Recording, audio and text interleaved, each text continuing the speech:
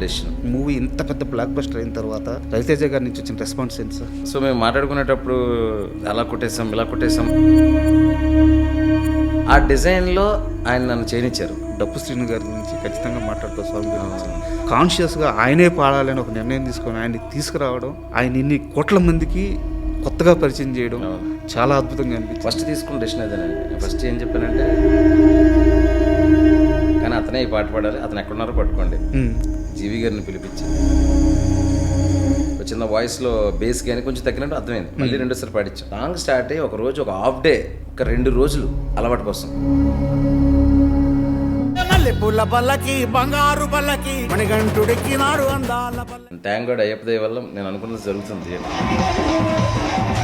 కొడుకు క్యారెక్టర్ కుమరం అతను మూవీలో అతను ఉండే ఆ స్క్రీన్ టైం చాలా తక్కువ అవ్వచ్చు, కానీ ఇంపాక్ట్ చాలా ఎక్కువ ఉంది.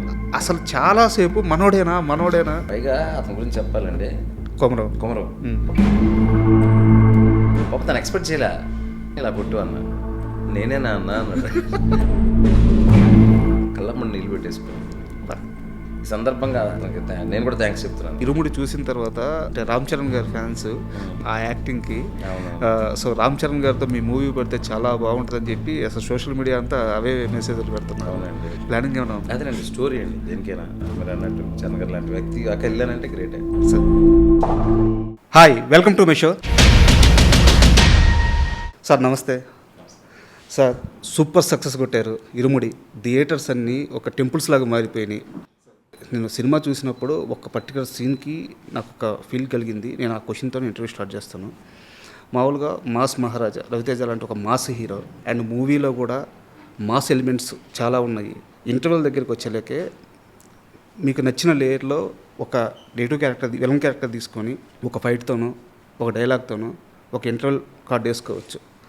ఒక తండ్రి కూతురు సింపుల్ ఇంటి మెట్లక మీద కూర్చొని ముందు మానే నాన్న, ఎప్పుడు అడగలేదు కదమ్మా, భయం వేస్తుంది నాన్న, మానేస్తాను తల్లి, ఇంత సింపుల్ వర్డ్స్తో ఇంత సింపుల్ ఎమోషన్స్తో ఒక ఇంటర్వెల్ కార్డ్ వేయడం థాట్ ఎలా వచ్చింది సార్?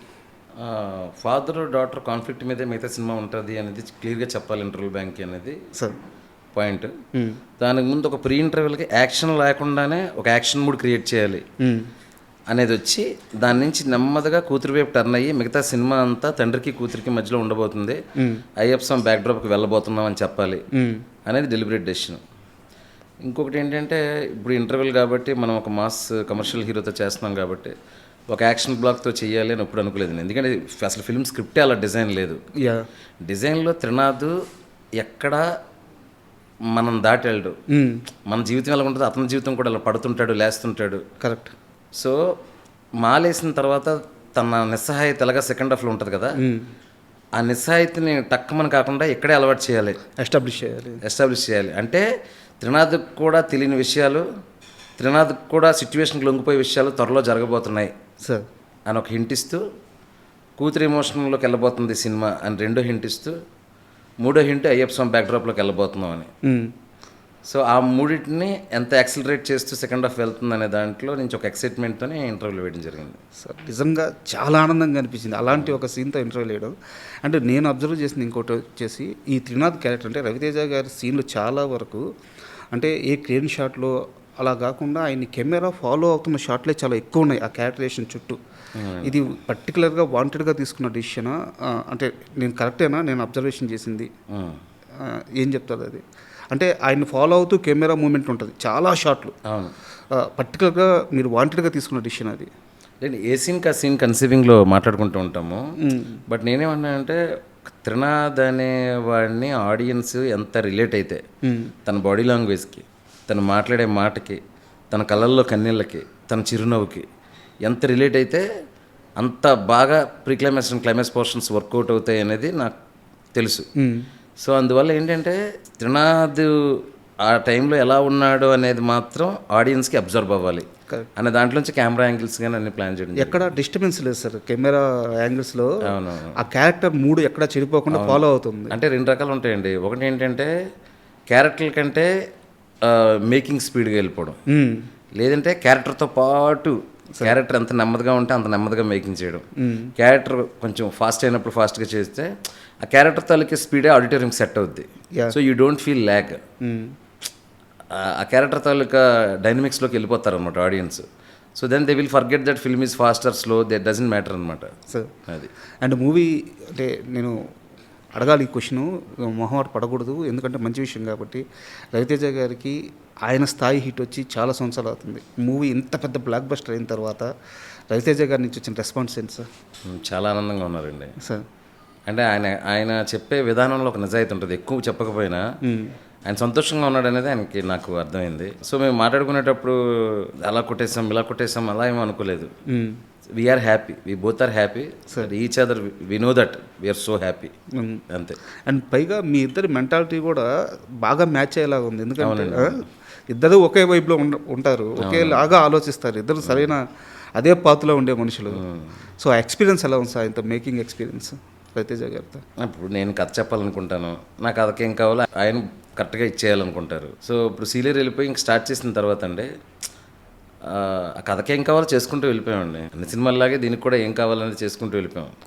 ఇది చాలా జాగ్రత్తగా చేయాలి మనం, అలాగే ఏం లేదు, ఒక సినిమాని ఎలా చేస్తామో అలా చేసుకుంటూ వెళ్ళిపోయాం. కాకపోతే కథ చెప్పినప్పుడే అది డిజైన్ అయిపోయింది, న్యాచురల్గా వెళ్ళాలనేది, ఒక రియలిస్టిక్గా వెళ్ళాలనేది డిజైన్ అయిపోయింది.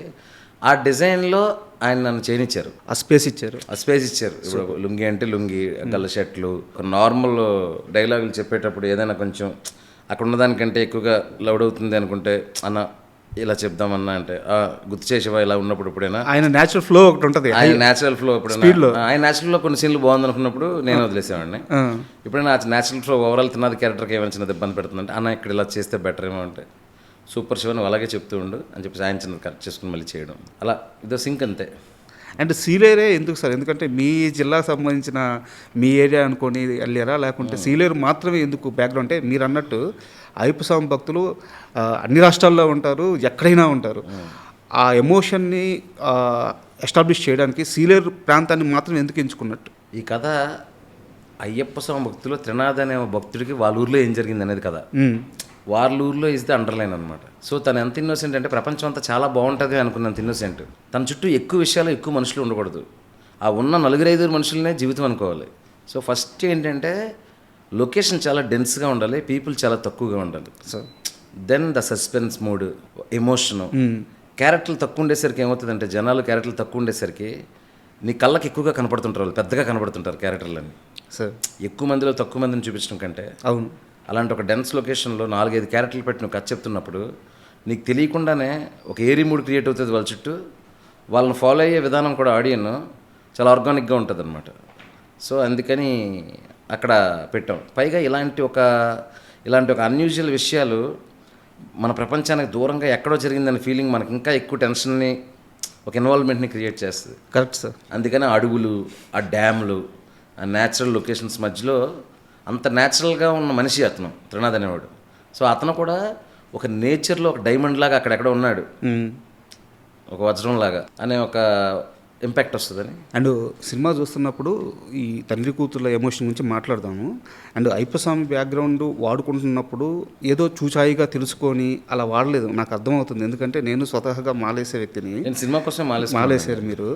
నాకు ఎక్కడ అద్భుతంగా అనిపించిందంటే ఎందుకు త్రినాథ్ కూతురు కోసం ఇంత చేస్తున్నావు అన్నప్పుడు నాకు బిడ్డలు పుట్టలేదు, మా ఇద్దరు తను అవమానపడతా నా భార్య తనే భరించింది ఆ కష్టాన్ని.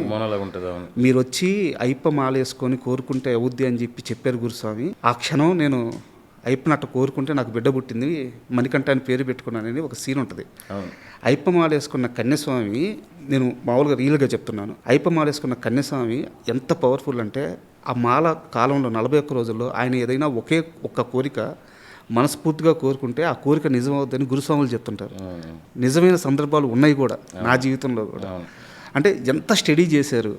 మొదటిసారి మాలేసుకున్న వ్యక్తి నాకు బిడ్డ కావాలని మొక్కుకోవడం, ఆ బిడ్డ పుట్టడం, ఆ బిడ్డ మీద ప్రేమ చూపించుకోవడం నాకు చాలా బ్యూటీ అనిపించింది. అంటే స్వతహాగానే మిగతా ఫ్రెండ్స్ వీళ్ళందరూ మాలేస్తుంటారు కదండి. జనరల్గా ఎక్కడికి వెళ్ళినా కూడా ఈ కన్యస్వాముల గురించి వాళ్ళకి, ఎందుకంటే మా ఊర్లో అయ్యప్ప స్వామి గుడి ఉంది మా ఇంటికి దగ్గరలో. సో ప్రతిసారి బ్యాచ్లో ఒకరో ఇద్దరు మాలేస్తారు, వాళ్ళతో అడపదడప కాన్వర్జేషన్స్ అన్నీ ఉంటాయి కదా. అందులో చెప్తారు నాకు అయ్యప్ప స్వామి అంటే చాలా ఇష్టం, ఆ దేవుడి దయ వల్ల అయ్యప్ప వాళ్ళు ఇది అయిపోతే బాగున్నాను, అంటే ఆ ఎగ్జామ్ ఈసారి డిఎస్సి నేను ఎలాగైనా కొట్టాలి, సర్మల్ ఇల్లు వచ్చేస్తాను అయిపోద్ది అని. Cinema is what reflection of the society and the reflection of your ఎన్వైరన్మెంటే కదా. ఎగ్జాక్ట్లీ. ఆ ఎన్వైరన్మెంట్ మనం చూస్తూ ఉంటాం. పైగా నేను స్వతహాగా మాలేసుకుని వచ్చినప్పుడు నాకు ఎక్స్ట్రా అడ్వాంటేజ్ ఏమైందంటే, అంటే నేను వెళ్ళడం మాలేసుకోవడం దీని గురించి తెలుసుకుందాం అనుకున్నా, నేను ఇన్వాల్వ్ అయిపోయాను.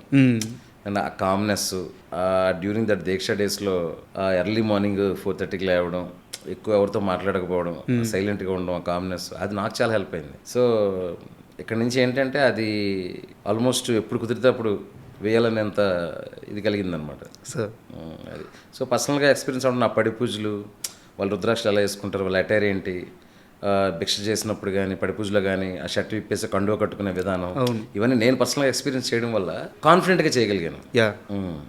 ఎవరో చెప్తే అది కరెక్టా లేదని మళ్ళీ ఇంకొకరిని అడగాలి.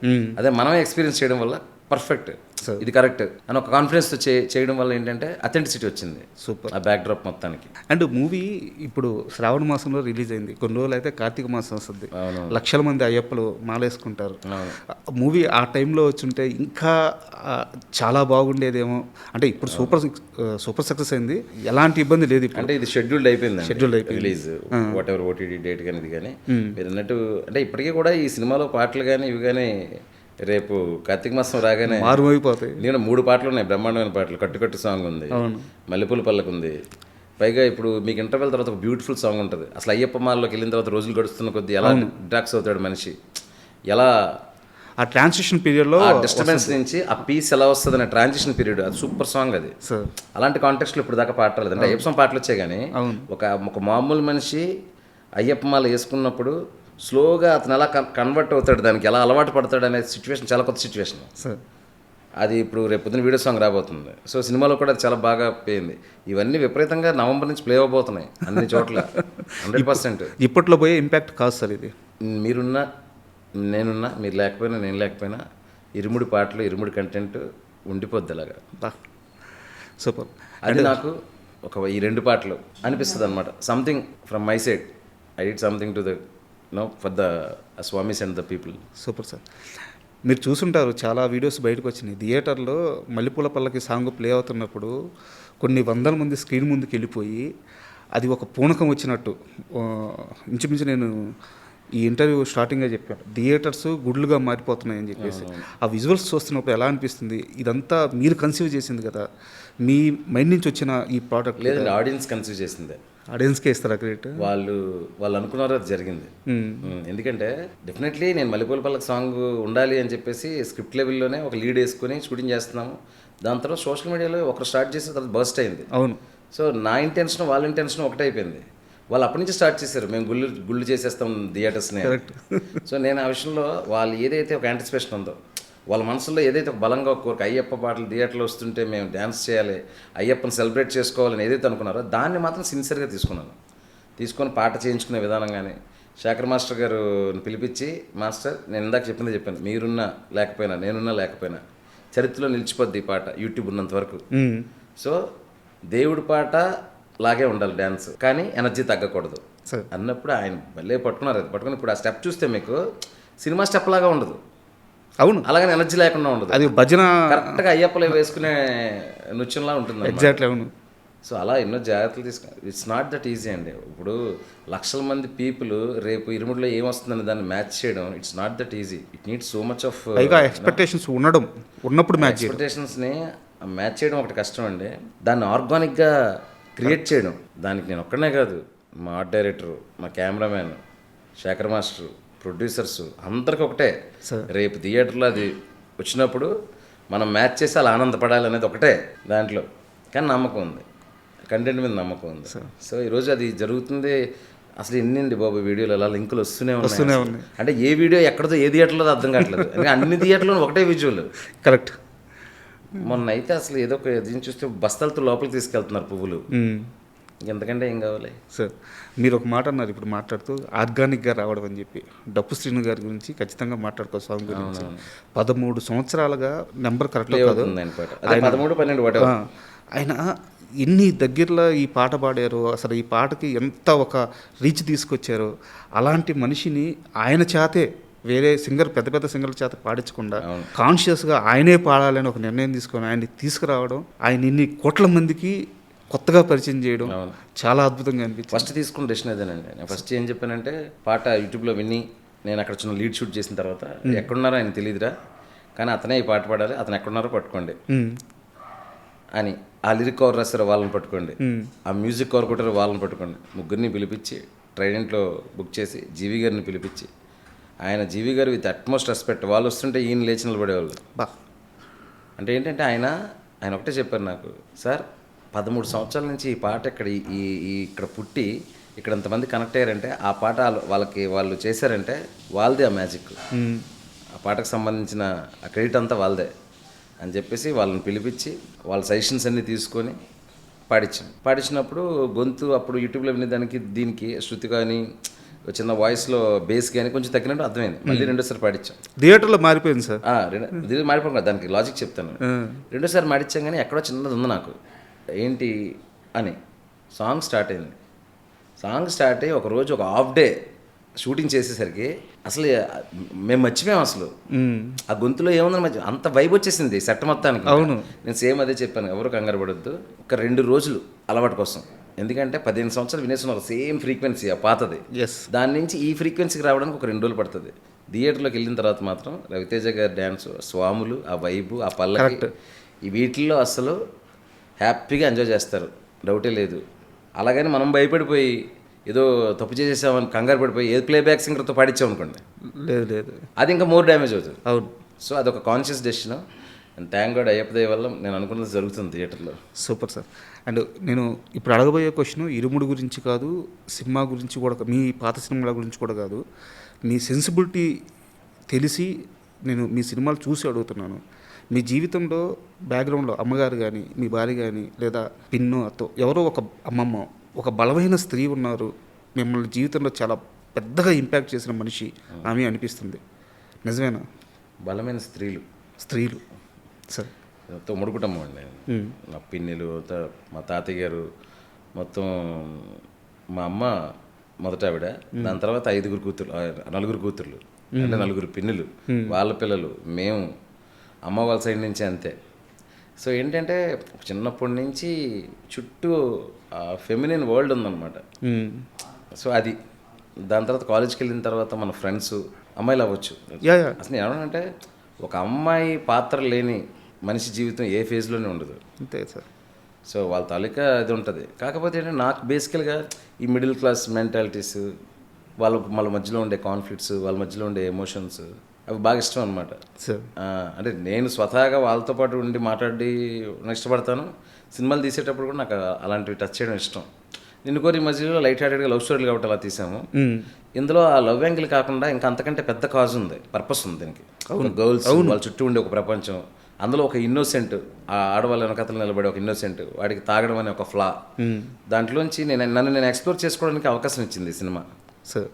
అందువల్ల చేయగలిగాను. నాకు బాగా అనిపించింది ఎక్కడంటే కొన్ని డైలాగులు ఉన్నాయి సార్. ఆడపిల్లని పెంచాల్సింది భయంతో కాదు, ధైర్యంగా పెంచాలి, ఆ పిల్లలో ధైర్యం ఉండేలా పెంచాలని చెప్పి ఒక సీన్ ఉంటుంది, హీరో గారు చెప్తారు. అండ్ ఇంకో డైలాగ్ వచ్చేసి, మన పిల్లల వెనక ఒకడున్నాడు, పైన చెయ్యేస్తే చంపేస్తాడనే భయం లేకపోతే వాళ్ళని మనం కాపాడుకోలేమని చెప్తారు. ఎంత బలమైన మాటలు అయ్యి. అంతే కదండి సార్. మనం చూస్తున్నాం కదా ఇవన్నీ. నేను దీంట్లో డిస్కస్ చేయాలి, నిలబడాలి, ధైర్యంగా మాట్లాడాలి, అది ఏ ప్రాబ్లం అయినా సరే, జస్ట్ స్పీక్ అవుట్. దాని తర్వాత అది ఎంత దూరం వెళ్తుందని తర్వాత విషయం, మాట్లాడాలి అనే ఒక విషయాన్ని చెప్పడానికి ట్రై చేశాను. అది ఏదో లైట్ హార్టెడ్గా స్పీచ్లాగా చెప్తే ఈ కాలంలో అవ్వదండి. కొన్ని విషయాలు గట్టిగా చెప్తేనే, గుండెకి తగిలేలా చెప్తేనే అవి నిలబడతాయి బ్రెయిన్లో. అందుకే నేను కొంచెం ఇంటెన్స్గా చెప్దామని డిసైడ్ అయ్యాను ఈ పాయింట్ని. చాలా లైట్ హార్టెడ్గా ఒక ఫ్యామిలీ కథలా కూడా చెప్పొచ్చు, కానీ అది ఇంపాక్ట్, ఇమేజ్ నిలబడాలండి. కనీసం సినిమా చూసిన తర్వాత వచ్చి 2 గంటలు కనీసం ఇంకొకరితో షేర్ చేసుకోవాలి, ఈ పాయింట్ చెప్పాడరా, ఈ పాయింట్ ఇందులో డిస్కస్ చేశారని నాకు ఫీలింగ్ అయినా ఉండాలి సార్. స్వతహాగా నాకు సినిమాని థియేటర్లో వదిలేసేయడం కంటే అది ఏదో టేక్ అవే చేయాలనే మెంటాలిటీ నాది ఫస్ట్ ఫిలిం నుంచి. లక్కీ ఇది 100% టేక్ అవే చేసింది. In that way very fortunate. And more over అంటే అయ్యప్ప స్వామి ఎలిమెంట్ ఉన్నా సరే, ఓన్లీ అయ్యప్ప స్వామి ఎలిమెంట్, అయ్యప్ప స్వామి పాటలు మాత్రమే ఉండి గుడ్ మూవీ కానీ గుడ్ రైటింగ్ కానీ లేకుండా ఉంటే కష్టమైపోయేది. సో సినిమా రైటింగ్ కానీ మీరు తీసిన విధానం కానీ చాలా అద్భుతం. ముఖ్యంగా ఆ తండ్రి కూతురు మధ్య ఉండే ఆ బాండింగ్, అసలు థియేటర్లో కూర్చొని సినిమా చూస్తుంటే ఇంటికి వెళ్ళిపోయి ఎప్పుడు నా బిడ్డని హగ్ చేసుకుందామా అనిపిస్తుంది. అది యాక్చువల్గా జరిగిందండి. నాకు చాలామంది కాల్ చేసి, అంటే ఇండస్ట్రీలో పెద్ద పెద్ద ప్రొడ్యూసర్స్, డైరెక్టర్స్ కూడా నాతో ఇద్దరు ముగ్గురు చెప్పిన మాట ఏంటంటే, చూసిన తర్వాత ఒకరు ఏం చెప్పారంటే యుఎస్ వెళ్ళాలంట వాళ్ళ పాప, చూసిన తర్వాత ఎయిర్పోర్ట్కి వెళ్ళారంట సార్ సెండ్ ఆఫ్ ఇవ్వడానికి. అంతే కదా. ఆ బంధం వేరు కదండి, ఆ బాండ్ వేరు. దాన్ని టచ్ చేస్తే అది అలా అలా బ్లాస్ట్ అవుతుంది. అది హ్యూమన్ ఎమోషన్కి ఉండే ఇది, అది కూడా father daughter emotion, father son emotion, what ever. అవును. సో అలాగే ఇంకొకరు కూడా థియేటర్లో చూసిన వెంటనే డాటర్ దగ్గరికి వెళ్ళడం, అలాంటివి చాలా జరిగాయి. అయితే మీ రైటింగ్ విషయానికి వస్తే ఒక లైన్ అనుకున్న తర్వాత దాని చుట్టూ పీఠముడులు మీరే బిగించుకుంటారు, అవును, మీరే విప్పుకుంటూ వెళ్తారు. చాలా కష్టమైన మార్గాన్ని ఎంచుకుంటారు కథ చెప్పడానికి. మీరు నిన్ను కోరి కానీ ఆ లైనే చాలా కాంప్లెక్సిటీ ఉన్న లైన్. అవును, మజిలీ కానీ, ఇరుముడి కానీ, ఈవెన్ ఖుషి కూడా. ఖుషిలో ఒక బ్యూటిఫుల్ లవ్ స్టోరీ ఉంటుంది. కానీ ఒక atheist family, God believer family మధ్యలో అలా నలిగిపోయారని ఒక పాయింట్, ఆ కాంప్లెక్సిటీ అక్కడ ఉంటుంది. సో ఎందుకు ఇంత కష్టమైన మార్గాన్ని ఎంచుకుంటారు కథ చెప్పడానికి? రియల్ లైఫ్ అలాగే ఉంటుందండి. రియల్ లైఫ్ ఇప్పుడు మిడిల్ క్లాస్ ఫ్యామిలీ లోపలికి వెళ్తే వాళ్ళకి వచ్చే ప్రాబ్లమ్స్ అక్క చెల్లెల మధ్యలో ఒక చీర గురించో, లేదంటే ఫ్యామిలీ మెంబర్స్ మధ్య, అన్నదమ్ముల మధ్యలో 60 రూపాయల కోసం, చాలా చిన్న చిన్న విషయాల కోసమే ఎమోషనల్గా లోన్ అయిపోతారు. మిడిల్ క్లాస్ ఫ్యామిలీలో ఆ బ్యూటీ ఉంటుంది. 1000 కోట్లు 2000 కోట్లు ఉన్నోడికి ఏముంటుంది, సాదాసీదాగా వెళ్ళిపోద్ది తన లైఫ్. ఎక్కడైతే బతకడానికి కష్టం ఉందో అక్కడే కాన్ఫ్లిక్ట్ వస్తుంది. ఆ కాన్ఫ్లిక్ట్లో ఆ పర్టికులర్ మనుషులు ఎలా రియాక్ట్ అయ్యారు, అందులో ప్రేమ ఉంటుంది, జల్సీ ఉంటుంది, ద్వేషం ఉంటుంది. అలాంటి వాటి మీద సినిమా తీయడం ఇష్టం అనమాట. సో అందుకే ఇప్పుడు ఈ సినిమాకి వచ్చేసరికి ఇది కంప్లీట్గా డిఫరెంట్ ప్రెమైస్ అనుకోండి. అసలు ఆ గర్ల్స్ చుట్టూ ఏంటి, అసలు మన ఇళ్ళలో మన కూతురుతోనే ఒక బాండింగ్, బయట చాలామంది కూతుర్లు ఉంటారు. ఇలాంటి ఒక ఎమోషనల్ వరల్డ్లో ఒక ఇన్నోసెంట్ ఒక చిన్న ఫ్లాతో ట్రావెల్ ఆడియన్స్ రిలేట్ అయ్యి తనని ఫీల్ అయ్యి తద్వారా తన ఎక్స్పీరియన్స్ చేసిన వాళ్ళు ఎక్స్పీరియన్స్ చేసి ఫైనల్గా ఒక మెచ్యూరిటీ లెవెల్తో బయటకు రావాలనేది పాయింట్ అనమాట నేను అనుకున్నది. డెప్త్ అది.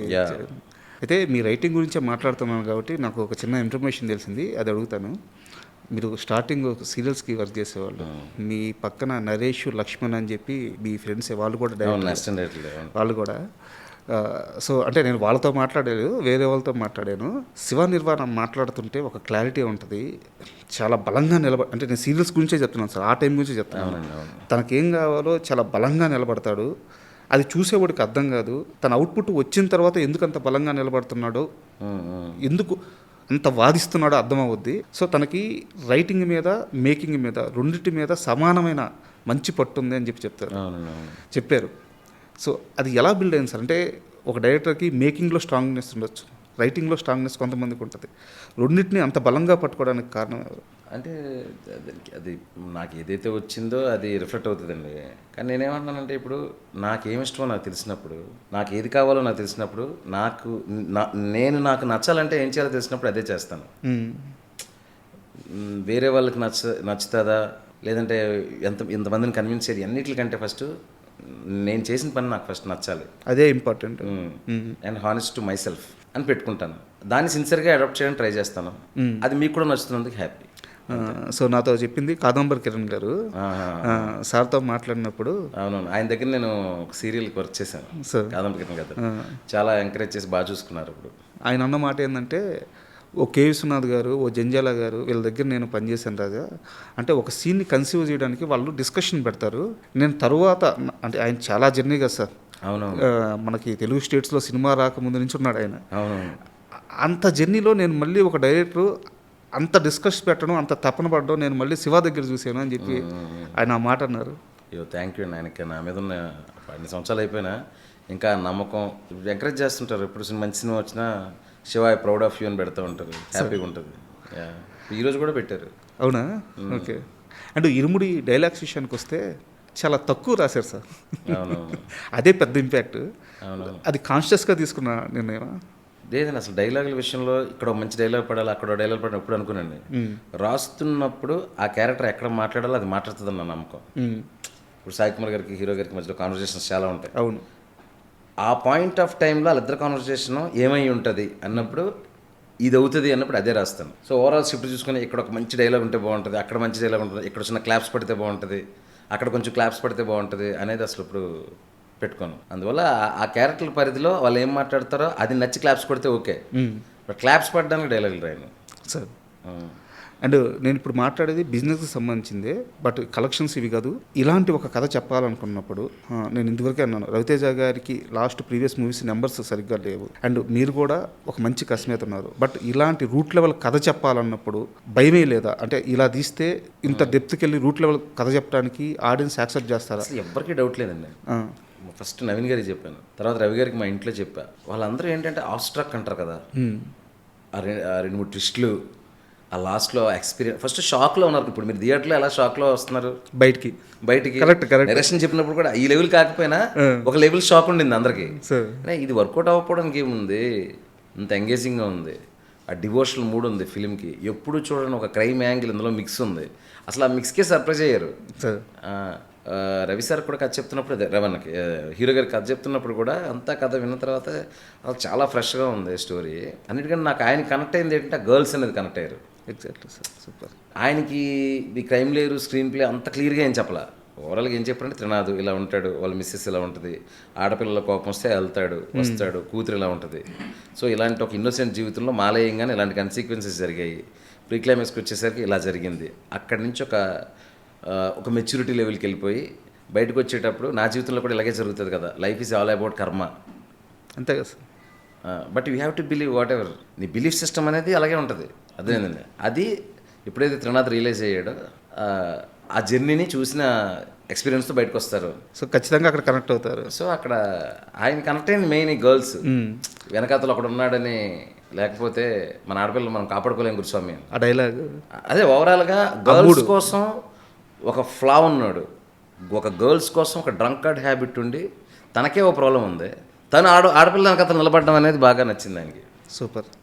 అండ్ ఆ బంగారు తల్లిని ఎక్కడ పట్టారు సార్ అసలు? నక్షత్ర బంగారన్న ఇన్స్టాలో పెట్టాం సార్. ఇన్స్టాలో మా అసిస్టెంట్ చూసి చాలా బాగుంది చూడండి అంటే చూశాను. చూస్తే రింగులు జుత్తు ఒకలాగా ఉంది, ఒక చిన్న క్యూట్గా ఆఫ్రికన్ అమ్మాయిలా ఉంది. పిలిపించి కొంచెం కొబ్బరి నూనె అది రాసి జడలేసి గౌన్ వేసి చూసి మనమ్మ వచ్చేసింది, మనమ్మ దిగిపోయింది అనుకుని ఇంకా మళ్ళీ మనమ్మ అమ్మని చూడాలి కదా, ఇంకా రవి గారిని పాపని పట్టుకుని తల్లిని ఎత్తుకోం. ఇక్కడ తెలుగులో ఎక్కువ ఎక్స్పోజ్ అవ్వకుండా నిజంగా ఆ ఊర్లోనే ఇవి ఉందేమో అనే ఫీలింగ్ రావాలి, ఎక్కువ ఎక్స్పోజర్ ఉండకూడదు. 1-2 సినిమాలు చేసినా ఓకే తెలుగులోని అని ఎత్తుకుతున్నాం సార్. ఖచ్చితంగా సౌత్లో ఉండాలి, నడిచినా మాట్లాడినా మన అమ్మాయి అని ఫీలింగ్ ఉండాలి అని ఎత్తుకుతా ఉంటే ప్రియాకి స్ట్రైక్ అయింది. ప్రియా గారికి పిలిచి స్టోరీ చెప్పి ఆవిడ చాలా ఎక్సైట్ అయ్యి అలా ఒక కుటుంబాన్ని తయారు చేసాం రవి గారికి. ఆ పాపతో ఆ షూటింగ్ ఎక్స్పీరియన్స్ ఏమన్నా ఇబ్బంది పెట్టారా లేకుంటే అసలు ఎలా ఉండింది సార్? అసలు షూటింగ్లో ఏముందండి, ఉన్నదే 4 క్యారెక్టర్లు. అవును, 20 అసలు మీకు సినిమా చూస్తే చాలా స్కేల్ స్పాన్ ఉన్నట్టు అనిపిస్తుంది, కానీ మొత్తం అందరూ ఇక్కడ కూర్చొని భోంచేసి వచ్చి అంత తక్కువ మంది. గట్టిగా అయితే మిగతా ఊరు జనాలు వాళ్ళు అప్పుడప్పుడు కనిపిస్తారు, కానీ ఆ మెయిన్ స్ట్రీమ్ ఆర్టిస్ట్లో సెకండ్ లేయర్లో ఉండేవాళ్ళు ఎంతమంది ఉంటారు? ఒక 15 మంది ఉంటారు ఓవరాల్గా. అందరం చక్కగా కలిసి భోంచేసేవాళ్ళం, చేసేవాళ్ళం, షూటింగ్ చేసుకునేవాళ్ళం. 40 రోజులు షూటింగ్ చేసి హ్యాపీగా వచ్చాం. సూపర్. అండ్ మీరు అన్నట్టు తక్కువ మంది ఉండడం వల్ల ఉన్న ప్రతి క్యారెక్టర్కి ఇంపాక్ట్ చాలా బలంగా ఉంది. విలన్ కొడుకు క్యారెక్టరు కుమరం, అతను యాక్చువల్గా జబర్దస్త్ వాటిల్లో ఇట్లా చిన్న చిన్న క్యారెక్టర్స్ చేసే మనిషి. సో అతనికి లైఫ్లో సక్సెస్ ఒక మంచి క్యారెక్టర్ కావాలని నేను ఇదివరకు 1 year బ్యాక్ ఇంటర్వ్యూ చేశాను తనని. ఎంత బలమైన కోరిక ఉండేదంటే అతనికి, బట్ అతనికి రాలా ఆ ఛాన్స్. మూవీలో అతను ఉండే ఆ స్క్రీన్ టైం చాలా తక్కువ అవ్వచ్చు, కానీ ఇంపాక్ట్ చాలా ఎక్కువ ఉంది. అసలు చాలాసేపు మనోడేనా అంటే అంత పెద్ద క్యారెక్టర్ పడడం, ఆ సర్ప్రైజింగ్ వర్కౌట్ అయిందండి ఇరుముడికి. అంటే ఎక్కడో చూసినట్టు ఉంది కానీ ఎవరెత్తనం అన్న టైప్లో ఉంది ఆడియన్స్. అవును. సో అందువల్ల ఏంటంటే ఆ సీనియర్లు అక్కడ ఉన్న మనుషులు కదా అనేది నమ్మడానికి ఎక్కువ ఉపయోగపడింది అది. పైగా అతని గురించి చెప్పాలండి, కొమరం ఫస్ట్ షూటింగ్కి రాగానే అతని క్యారెక్టర్ ఉందని తెలుసుకుని ఏంటి ఇంత రెవెన్యూతో డైరెక్ట్గా సీన్లు ఉంటాయి, అతను ఒక కీ క్యారెక్టర్ తెలియదు పాపం, తను ఎక్స్పెక్ట్ చేయలే. రాగానే షార్ట్ అంతా చెప్పేసి పెట్టి రవణ్ అని ఇలా కొట్టు అదే ఫస్ట్ సీన్లో ఉంటుంది కదా, అన్నా అన్నాడు. అంటే ఏంటో సార్ రవణ్ అని ఇలా ఫేస్ మీద ఇలా కొట్టినట్టుగా జస్ట్ ఇంతవరకు రావాలి, నేనేనా అన్నా అన్నాడు. నువ్వే కొమరం, నీది అదే క్యారెక్టరు, నాగుల్ క్యారెక్టర్ అని చెప్పేసి అప్పుడు మొత్తం చెప్తే కళ్ళమ్మని నీళ్ళు పెట్టేసుకుని దండం పెట్టిపోయాడు. ఏమొద్దు నాగులు, నీ కోసం యాక్చువల్గా నేను వెతుకుతున్నాను. ఇన్స్టాలో నీ రీల్స్ చూసినప్పుడు ఈ ఫేస్ ఆ క్యారెక్టర్కి, ఆ ఈవిల్ క్యారెక్టర్కి, అజుఘోష్ కొడుకు అనే ఒక ఫీలింగ్కి ఈ ఫేస్ బాగుంటుందని నేను ఎప్పుడో చూశాను. నీకు నేను ఛాన్స్ ఇవ్వడం కాదు, నీకోసం నేను ఎత్తుక్కుంటున్నా సార్ అని చెప్పి అక్కడి నుంచి అతను he became so much emotional చేసినప్పుడు కసి మీద ఉన్నాడు. అలాంటి సార్ అంత పెద్ద క్యారెక్టర్ ఇచ్చారని నిజంగా దెబ్బలు తినేసేవాడు. మా రీల్ సతీష్ మాస్టర్ ఉన్నాడు, ఆయన మాస్టర్ రియలిస్టిక్గా ఉండాలంటే రియల్గా కొట్టేస్తుంటాడు. మాస్టర్ చచ్చిపోతాను మాస్టర్, ఎవరు రెస్పాన్సిబిలిటీ, కొంచెం చూసుకొని కొట్టేవాడి నేను చెప్తాను. అంటే ఒక పీక్ రియలిజంకి వెళ్ళిపోదాం ఈ సినిమాకి ఫిక్స్ అయిపోయాడు అతను. నాకు భయం వేసేది బంటర్ ముందు కూర్చొని. సో నిజంగా అది కొంచెం టచ్ అయినా, కర్రలు కానీ ఏదైనా టచ్ కొట్టినప్పుడు టచ్ అయినా, 2-3 దెబ్బలు తగిలినా చెప్పేవాడు కాదు. మళ్ళీ చెప్తే తగిలేస్తుందని డైరెక్టర్ గారు ఇంటెన్సిటీ తగ్గించేస్తారేమో అని. ఎందుకంటే ఆలోట్ వెళ్ళిపోయాడు. ఇంకా తనకు అవసరం నా ఎంత కైనా కష్టపడతా అని. ఈ సందర్భంగా అతనికి నేను కూడా థ్యాంక్స్ చెప్తున్నాను అయ్యో కొమరానికి. బట్ చాలా మంచి పేరు వచ్చింది అతనికి. Yes sir. అండ్ చాలామంది ఇరుముడి చూసిన తర్వాత అంటే రామ్ చరణ్ గారి ఫ్యాన్స్ మీ సెన్సిబిలిటీకి, ఆయన ఆ యాక్టింగ్కి, సో రామ్ చరణ్ గారితో మీ మూవీ పెడితే చాలా బాగుంటుందని చెప్పి అసలు సోషల్ మీడియా అంతా అవే మెసేజ్లు పెడుతున్నారు. అవునండి. సో ఆ ప్లానింగ్ ఏమైనా ఉంది? అదేనండి స్టోరీ అండి దేనికైనా. సార్ ఫస్ట్ మనకు బాగా నచ్చి ఇది ఒక అద్భుతంగా కథ అవుతుంది, ఇప్పుడు దేనికి క్యారీడ్ అవి అయిపోకూడదు కదా. ఇప్పుడు ఈ సినిమా నాకు ఒక రెస్పెక్ట్ ఇచ్చింది, ప్రేక్షకులు నన్ను చూసే విధానాన్ని కొంచెం పెంచింది. సార్ దాన్ని ఇంకా పెంచేలా ఉండాలి తప్ప కదా కంగారుగా ఏదో కథ చేసేసి అలా కాదు కదా. So first I focus on writing, then ఆ రైటింగ్లో ఎవరు సూట్ అవుతారు అనేది. ఓకే. బట్ నిజంగా నాకు అదృష్టం ఉండే ఆ రైటింగ్ కరెక్ట్గా సూట్ అయ్యి నిజంగా మీరు అన్నట్టు చరణ్ గారు లాంటి వ్యక్తి అక్కడ వెళ్ళానంటే గ్రేటే సార్. అండ్ మైత్రి గురించి మాట్లాడుకోవాలి సార్. ఇంత పెద్ద అద్భుతానికి బ్యాక్ ఎండ్లో ఉండి ఫుల్ సపోర్ట్ చేసిన వాళ్ళు. నాకు ఒక చిన్న విషయం తెలిసింది, మీరు ఫస్ట్ సీలేరుకి వెళ్ళిన తర్వాత అక్కడ కొన్ని సమస్యలు వచ్చి మెయిన్ కాస్ట్ కొంతమంది వెనక్కి వచ్చేసిన తర్వాత, అంటే ఫుల్ ఫ్లెడ్జ్డ్గా అప్పటికి షూట్ స్టార్ట్ అవ్వలేదు, పరిస్థితులను చూసుకొని వెనక్కి వచ్చేసిన తర్వాత అక్కడ రవితేజ గారికి కానీ మొత్తం వాళ్ళు సెట్ చేసిన విధానం, స్టేయింగ్ కోసం కానీ చాలా కష్టపడ్డారని తెలిసింది. అయ్యో నెవర్ బిఫోర్ అండి. అసలు 250 మంది చాలామంది అక్కడ. ఇప్పుడు మీరు షూటింగ్ చేస్తే ఎంత క్వాలిటీ వర్క్ చేస్తాం కదా. ఇక్కడ వాడినట్టే జిమ్మీలు వాడాం, మంచి ఎక్విప్మెంట్ వాడాం, స్టడీ క్యాంప్స్ వాడాం, గింబల్ వాడాము. మరి ఆ ఎక్విప్మెంట్ తేడానికి మనుషులు, ఆ రోడ్డే సరిగ్గా ఉండదు, అంత గుంతల రోడ్డు. ఒక్కసారి అక్కడ లోపలికి వెళ్ళిపోయి ఏదైనా మిస్ అయిందంటే ఇంకా నెక్స్ట్ రోజే రావాలి తప్ప ఆ రోజు తేడానికి లేదు ఇంకా. అది ఏదైనా కూడా ఆ సీరియల్లో చిన్న మార్కెట్ ఉంటుంది, అక్కడ మనం కొంచెం పువ్వులు, పళ్ళు, కాయలు, పాల ప్యాకెట్లు ఇంతవరకు ఓకే. దానికి మించి ఏదొచ్చినా రాజమండ్రి వెళ్ళి తేవడమే, లేదంటే మారేడుమిల్లి వెళ్ళాలి. సో అవి కూడా చాలా దూరం కదా. వర్షాలు పడాయనుకోండి, అక్కడ ఏదో ఒక బండి డీసీఎం మీద దిగిపోయింది అనుకోండి, ఇంకంతే. ఆ వెనకాతల షూటింగ్లో అక్కడే ఉంటారు. అలాంటి పరిస్థితి. ఇదంతా వదిలేదండి. పాపం ఆడపిల్లలు ఉన్నారు, ఈ 10 మంది ఆడపిల్లలు. వాళ్ళందరికీ ఆల్మోస్ట్ 2 చిన్న లాడ్జ్లు ఉన్నాయి. బాలాజీ గారు ఒక ఆయన ఉంటారు, పొల్లూరులో చేసినప్పుడు రమణమూర్తి గారు, వీళ్ళిద్దరూ ఫుల్ సపోర్ట్.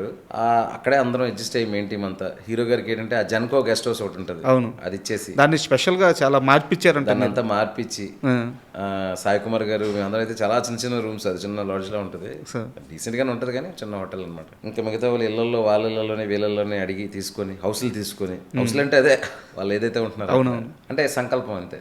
ఇక అక్కడ రాసి పెట్టాడు నాకు దేవుడు, అక్కడ నేను చేయాలని. అదే అది జరగదేమో అనుకున్న దగ్గర జరిగింది షూటింగ్. ఎందుకంటే అసలు నేను వెళ్ళగానే అక్కడ అయ్యప్ప గుడి ఉంది డ్యామ్ కానుకొని. నాకు అసలు బుర్ర తిరిగిపోయింది. అసలు ఇనీషియల్గా నాకు ప్లానింగ్ అది కాదు, డ్యాము ఇది కాదు. ఎప్పుడైతే డ్యామ్ చూసానో డ్యామ్లో క్యారెక్టర్ చేశాను సినిమాలో. అదే గుడిలో షూటింగ్ చేద్దాం. అదే ఈ సినిమాకు ఉండే ప్రత్యేకత ఏంటంటే మీకు సినిమాలో పేర్లు బయట పేర్లు ఒకటే. అంటే సీలేరే, పొల్లూరే, డొంకరాయ్. సో ఏంటంటే ఈ ప్రపంచం నా కథ కోసం ఉందా అనే ఫీలింగ్ వచ్చింది. Exactly sir. ఎంత ఫ్రెష్ లుక్ వచ్చిందంటే, ఫ్రెష్ లుక్ వచ్చింది. అవును, టెరైన్ ఇదంతా ఆ నేపథ్యం కూడా కథలో ఒక భాగం అయిపోయింది. మనం మామూలుగా మలయాళ సినిమాలు ఓటీటీలో చూస్తుంటాం, క్రైమ్ ఇన్వెస్టిగేషన్ ఇట్లాంటి కొన్ని సినిమాలు రూరల్ ఏరియాలో జరిగినప్పుడు ఆ కొండలు అవి చూపిస్తున్నప్పుడు ఆ సస్పెన్స్ కానీ అవంతా క్యారీ ఫార్వర్డ్ అవుతూ ఉంటాయి. ఇక్కడ డివోషనల్గా క్యారీ ఫార్వర్డ్ అయింది, ఆ సస్పెన్స్ క్యారీ ఫార్వర్డ్ అయింది, ఆ ఊరే అసలు సినిమాలో ఒక భాగం అయిపోయింది. అవునవును. ఇప్పుడేనండి ఫస్ట్ ఏదైనా ఇలాంటి కథలకి ఏంటంటే ఫస్ట్ ఆడియన్స్ని ఒక ప్రపంచంలో, ఆడియన్స్ అసలు థియేటర్కి ఎందుకు వస్తారు? వాళ్ళు ఉన్న ప్రపంచం నుంచి వేరే ప్రపంచానికి రావడానికి. కరెక్ట్. ఆ వేరే ప్రపంచానికి మనం తీసుకెళ్ళినప్పుడు అంటే సగం పని అయిపోద్ది.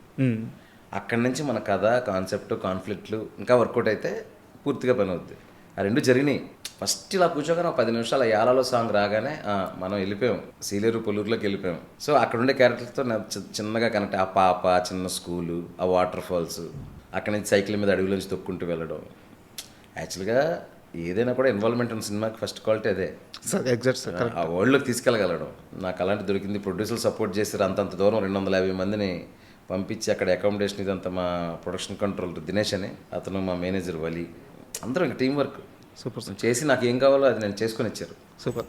అండ్ ఎన్టీఆర్ గారికి ఎందుకు సార్ ఇరుముడి మీద ఫస్ట్ నుంచి కూడా అనౌన్స్మెంట్ నుంచి కూడా ఒక బలమైన నమ్మకం అంట జూనియర్ ఎన్టీఆర్ గారికి, పక్కా కొట్టది పక్కా అంటే కొట్టది. మా రవి గారికి, ప్రొడ్యూసర్ రవి గారికి మంచి అసోసియేషన్ ఉంది తారక్ సార్తో. సో డిస్కషన్లో ఉన్నప్పుడు మైత్రిలో జరిగే సినిమాల గురించి ఒక డిస్కషన్ వస్తుంది కదా, ఉన్నప్పుడు ఈ సినిమా గురించి అందరికీ ఇరుముడు అనగానే ఒక ఇంట్రెస్ట్ క్రియేట్ అవుతుంది కదా, ఒక వైబ్. సో ఆయనకు అనిపించిందంట. ఎప్పుడైనా మాట్లాడారు? నేను ఇప్పుడు మాట్లాడలేదు. సో ప్లానింగ్ ఉందా అంటే నేను అడిగేది రామ్ చరణ్ గారిని, ఎన్టీఆర్ గారు కానీ, బన్నీ గారు కానీ ఆ స్థాయిలో ఒక కాల్ వచ్చి ఒక మంచి కథ చెప్పమంటే I'm the most happiest person. But first నేను పర్ఫెక్ట్గా ఒక కథ అనుకుంటే అప్పుడు నేను కాన్ఫిడెంట్గా నేను కూడా సార్ ఈ కథ ఉంది వినండి అని ఎవరికైనా చెప్పడానికి బాగుంటుంది అనమాట. So first writing. ఎందుకు నేను పదే పదే ఇంత బలంగా అడుగుతున్నానంటే మీ స్కిల్స్కి కానీ, మీ రైటింగ్ కానీ, మీ టెక్నిక్ కానీ ఆ స్థాయి సినిమా తీయగల మ్యాజికల్ కెపాసిటీ మీకు ఉంది.